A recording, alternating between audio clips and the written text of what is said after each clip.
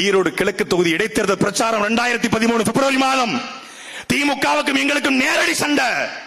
இதே போல கரூர் கேங் ஆளை கொண்டு நிப்பாட்டி எங்களுடைய கட்சிக்காரனை மண்டையை உடைத்தார்கள். அண்ணன் அன்புத்தன் சொல்லி மண்டை உடைக்கப்பட்டது. நேரடி சண்டை. எஸ்பி வந்தாரு, கலவரம் ஆயிரும் சீமான் கிளம்புங்க அப்படின்னாரு. எங்க அண்ணன் என்ன தெரியுமா சொன்னாரு? பதிவாவல ஊடகத்துல, ஏய் நீ ஏதோ என்னை பத்தி சொன்னியாம்ல, நான் ஜெயிக்க மாட்டேன் அப்படின்னு சொன்னியாம்ல, நீ என்ன பத்தி நினைச்சிட்டு இருக்க? நீ அவரு பேச வந்தது இந்த கலவரத்தை, அவர் எஸ்பி வேற எங்கேயோ சீமான பத்தி பேச, நீ என்ன யாரா நீ என்னை பத்தி பேசன்னு கேட்டாரு. தெரிச்சுட்டான் எஸ்பி, தெரிச்சுட்டாரு. அதுதான்டா தலைவனுக்கு அழகு.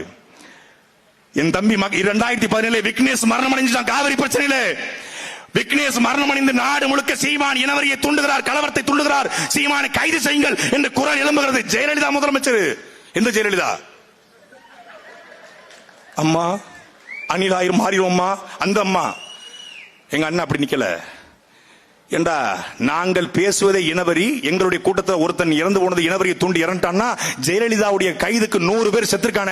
ஜெயலலிதா அன்னிபெசன்ட் அம்மையாரா, ஆங் சாங் சூகியா என்று கேட்டாரா? ஜெயலலிதா என்கிற வீர பெண்மணி, இரும்பு பெண்மணி அதிகாரத்தில் இருக்கும் போதே கேட்ட ஒரே தலைவன் எங்க அண்ணன் சீமான்டா. அதனாலதான் சாகும் வரைக்கும் அவர் கூட நிற்போம்டா. வெட்டி தோல்வியும் மயிரும் மட்டை எம்எல்ஏ எம்பி என்னடா எங்க அண்ணன் கரம் பிடிச்சு நிற்போம்டா.